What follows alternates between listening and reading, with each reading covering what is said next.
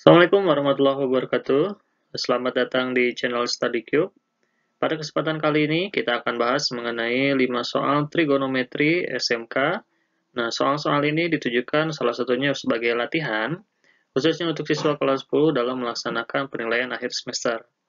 Nah, terdapat 5 soal. Video ini merupakan kelanjutan dari video sebelumnya. Bisa dicek di link di atas. Nah, langsung saja kita mulai video yang pertama. Oke, kita mulai dengan soal yang pertama. Koordinat Kartesius dari 5 akar 3 dan 210 adalah, ingat, ini merupakan bentuk apa? Koordinat kutub, di mana koordinat kutub itu bentuknya R, theta. Nah, sudah Bapak bahas di video sebelumnya. Terus, bagaimana menyelesaikan soal ini? Karena yang ditanyakannya koordinat Kartesius, berarti kita pertama-tama buat terlebih dahulu gambarnya. Nah, kita buat dulu gambar pada koordinat Kartesiusnya. Oke, kalau ini adalah sumbu X, ini adalah sumbu Y. Maka sepanjang sumbu X ini adalah 180 derajat. Berarti kalau 210 derajat, kita butuh 30 derajat lagi. Maka 30 derajat ke bawah nih, kita tarik garis saja. Nah, set. Kemungkinan besar adalah, atau perkiraannya sebesar ini. Ini adalah sudutnya, yaitu 210 derajat. Oke. Karena yang ditanyakan adalah koordinat Kartesius, maka ingat, di sini kita membentuk sebuah segitiga, siku-siku. Nah, di mana, Pak? Nah, di sini segitiga siku-sikunya. Set. Dengan tetanya mana? Nah, ini tetanya. Oke. Maka kita ingat perbandingannya. Sin alfa atau di sini theta, kebetulan sin theta itu sama dengan depan per miring. Nah, inilah perbandingan trigonometrinya. Diperintahkan adalah koordinat Kartesius. Sumbu X itu berarti kita disuruh mencari X, Y. Ini X-nya, ini Y-nya. Kita akan mencari X, Y. Koordinat Kartesius itu kan X, Y. Nah, maka untuk mencari X, kita gunakan perbandingan ini. Depan per miring. Depannya adalah sumbu apa ini? Y. Berarti Y.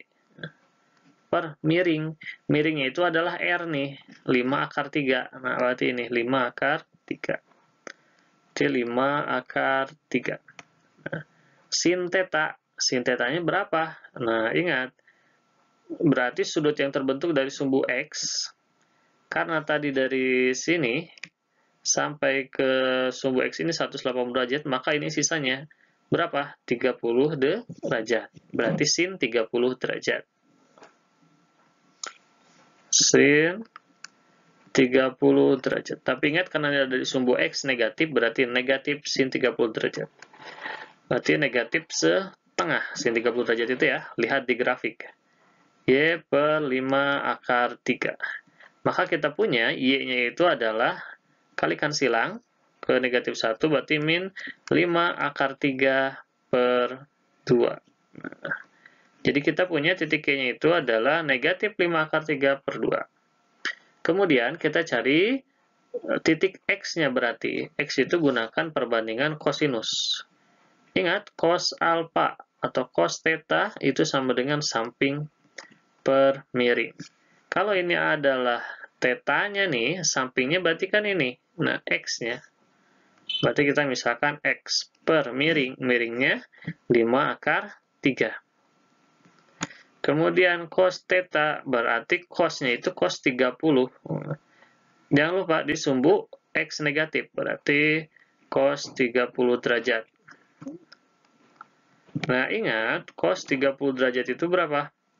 Negatif setengah akar 3. Berarti ini X per 5 akar 3. Nah, kita tinggal kalikan silang, sama seperti tadi.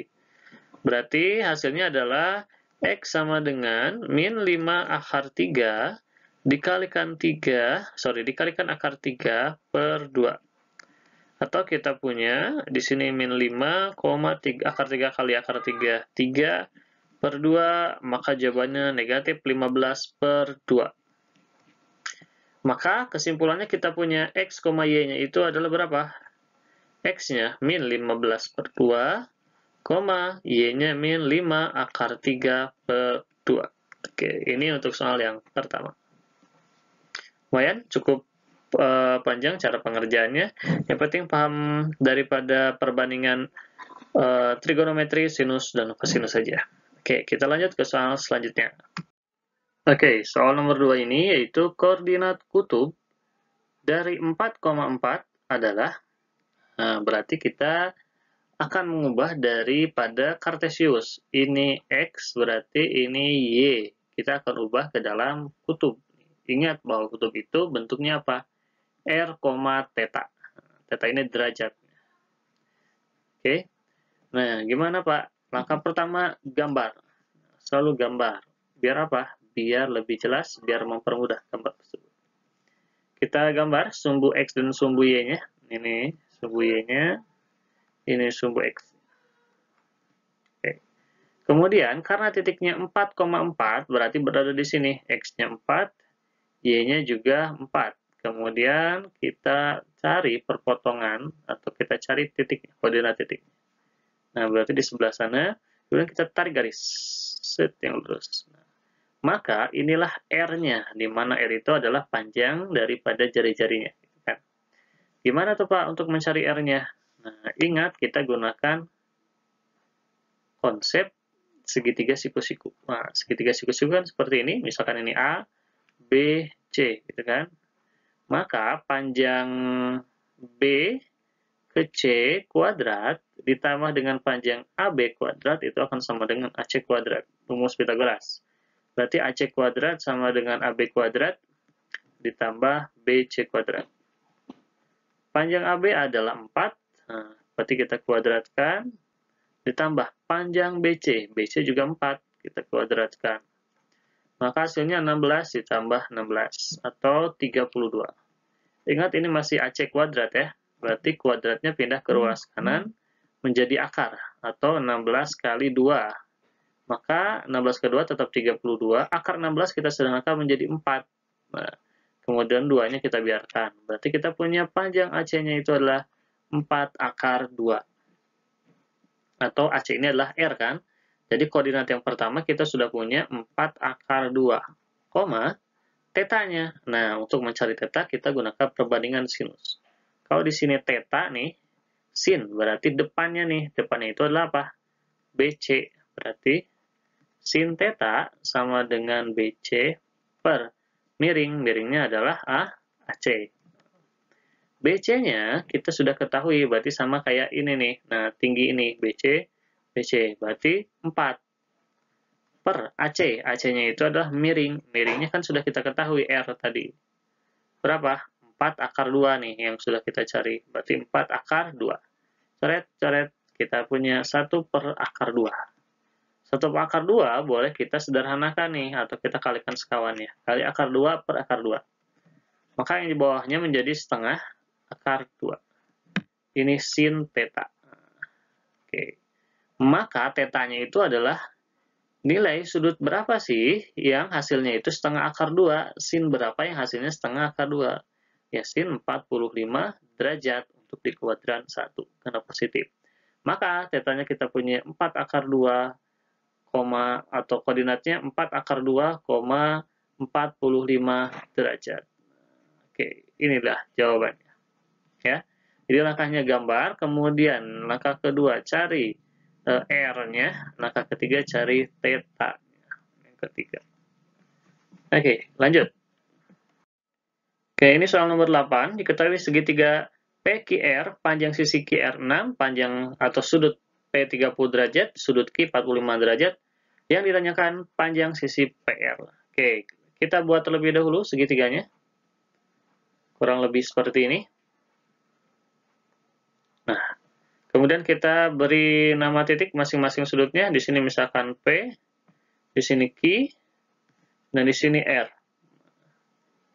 Di soal diketahui panjang QR adalah 6, berarti di sini 6. Kemudian sudut P 30 derajat atau kurang dari, ini sudut ya, ini sudut harusnya, bukan kurang dari. Sudut P 30 derajat. Kemudian sudut Q 45 derajat. Yang ditanyakan adalah apa? Panjang daripada PR, berarti ini nih. berapa sih panjang PR gitu kan. Ingat, untuk mengerjakannya kita gunakan aturan sinus. Aturan sinus itu seperti apa? A per sin A sama dengan B per sin B, gitu kan? Atau sama dengan juga C per sin C. Nah, ini aturan sinus. Oke. Nah, gimana Pak cara mengerjakannya? Pertama, lihat dulu. A ini adalah panjang, sin alfa ini adalah sudut. Berarti kalau di sini diketahui Q, depannya itu adalah Q kecil, gitu kan? P, berarti depannya itu adalah P kecil. R, depannya itu adalah R kecil. Atau R kecil. Maka yang ditanyakan adalah PR. PR itu adalah Q per sin daripada Q. Sama dengan yang diketahui panjang QR kan, berarti P kecil per sin P kecil, atau sin P. P besar ya kalau ini ya. Ini berarti Q besar. Oke. Q, itu panjang Q-nya itu adalah berapa? Yang ditanyakan per sin Q. Berarti sin 45 derajat. Sama dengan P. P itu berarti panjang P6 per sin P. Berarti sin 30 derajat. Oke, kita operasikan. Berarti Q per setengah akar 2. Karena sin 45 itu setengah akar 2. 6 per sin 30 setengah. Nah, ini bisa kita coret berarti setengah dengan setengah habis. Berarti kita punya Q-nya itu adalah kalikan silang. Nah, oke. Maka Q-nya kita punya 6 dikalikan akar 2. Atau Q-nya adalah 6 akar 2. Satuan panjang. Oh, di sini cm ya. Berarti cm juga. Jadi panjang QR atau panjang PR atau Q ya di sini 6 akar 2 cm. Oke, ini soal nomor 9. Sebuah kapal mulai bergerak dari pelabuhan P ke arah 0,60 derajat. Artinya sudut yang dibentuk oleh kapal tersebut 60 derajat. Dan tiba di pelabuhan Q sejauh 50 km. Berarti kalau kita gambar, misalkan ini adalah sebuah titik sebuah pelabuhan yang pertama, kita misalkan P, dia bergerak 60 derajat. Berarti ke sini nih kemungkinannya 60 derajat. Oke, berarti 60 derajat di sini. Tiba di pelabuhan Q. Nah, di sini pelabuhan Q. Jarak dari P ke Q diketahui dia berjalan sejauh 50 km. Atau 50 kita tuliskannya. Kemudian berputar haluan sebesar 120 derajat. Berarti kita muter nih ke bawah 120 derajat. Set, sini ya. Nah, berarti ini 120 derajat. Kemudian menuju pelabuhan R. Nah, di sini menuju pelabuhan R sejauh berapa kilo? 100 km. Oh, ternyata di sini 100 km. Yang ditanyakan adalah jarak dari pelabuhan R ke pelabuhan P. Oh, berarti kita disuruh mencari ini nih. R ke P. Nah, di sini. Berapakah jaraknya ini? R ke P, gitu kan? Gimana Pak menyelesaikannya? Kita gunakan aturan kosinus. Aturan kosinus. Oke, gimana tuh aturan kosinus? Nah, aturan kosinus itu pertama lihat sudut yang diketahuinya. Sudut yang diketahui dalam segitiga tersebut adalah sudut yang mana? Sudut Q kan? Nah, berarti Q atau sudut Q, sorry, kita hapus dulu. Oke, yang ditanyakannya dulu, yang ditanyakan panjang apa? PR kan? Nah, berarti PR kuadrat sama dengan sisi yang lainnya yang ada sisi apa aja? PQ kan? Berarti PQ kuadrat. Ditambah sisi yang lain RQ, berarti RQ kuadrat. Dikurangi 2, nah ini rumusnya, dikalikan PQ, kalau yang depan tadi kuadrat, berarti dikalikan di sini PQ aja. Kemudian yang kedua RQ kuadrat, berarti di sini RQ aja. Kemudian dikalikan cos Q-nya. Nah, cos Q, karena ada sudut yang diketahuinya hanya satu.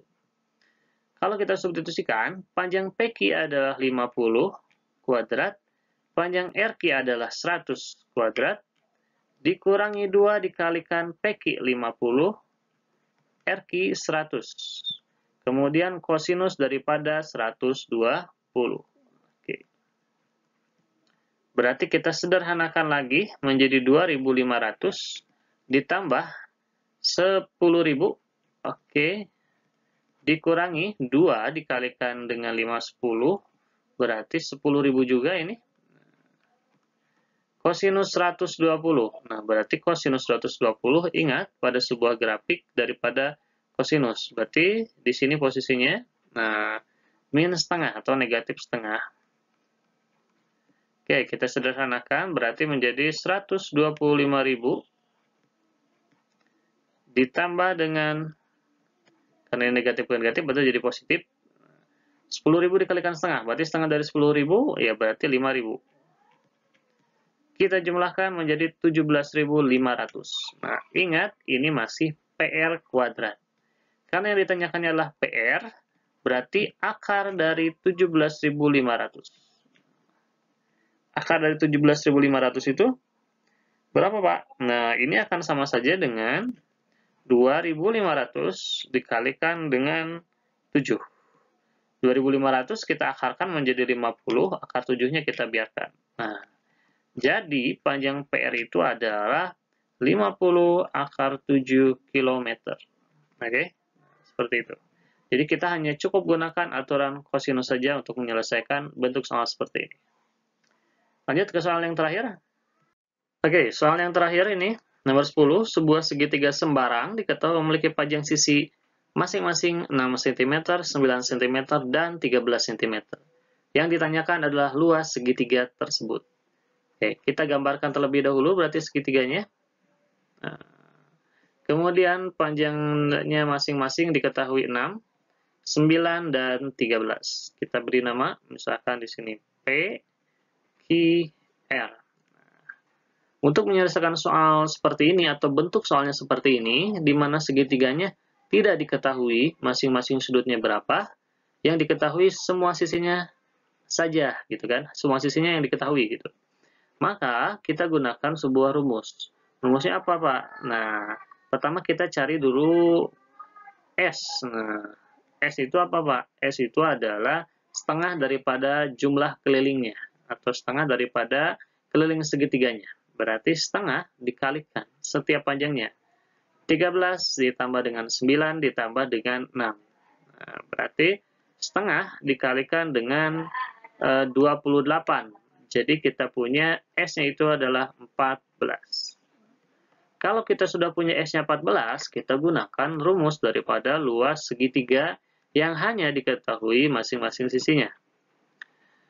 Rumusnya berarti S dikalikan dengan S min P, gitu kan, S min Q, dan S min R. P kecil, Q kecil, R kecil, berarti panjang yang dihadapkan sudutnya. Berarti akan sama dengan 14 dikalikan S, berarti lihat, S-nya tadi masih 14, dikurangi P kecil, kalau ini P besar, berarti di depannya P kecil, dikurangi 9, dikalikan S dikurangi Q, berarti 14 dikurangi Q depannya 13, kemudian dikalikan S yang masih 14, dikurangi R, depan R adalah 6. Nah, kita sederhanakan, berarti menjadi akar daripada 14, dikalikan 14 kurangi 9, 5, kemudian 14 kurangi 13, 1, 14 kurangi 16, 14 kurangi 6, berarti menjadi 8. Oke.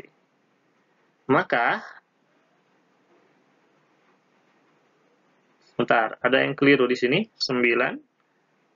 Oke. Ini 9, udah, berarti 14 kurangi 9, ini 5, betul? 14 kurangi 13, 1, kemudian 14 kurangi 6, itu 8. Nah, kalau kita sederhanakan, berarti menjadi 14 dikalikan dengan 40 ya. Oke, atau jawabannya akar daripada 560. Akar dari 560 ini boleh kita sederhanakan menjadi akar daripada 16 dikalikan 35. 16 kali 35 kan tetap 640. Akar 16 kita keluarkan menjadi 4 akar 35. Jadi, panjang yang ini, atau luas segitiganya itu adalah berapa? 4 × 35 cm kuadrat, gitu ya. Oke, demikian video untuk kisi-kisi atau pembahasan soal daripada trigonometri, persiapan menjelang PAT, penilaian akhir tahun. Mudah-mudahan ujiannya lancar serta mendapat nilai yang maksimal. Terima kasih. Assalamualaikum warahmatullahi wabarakatuh.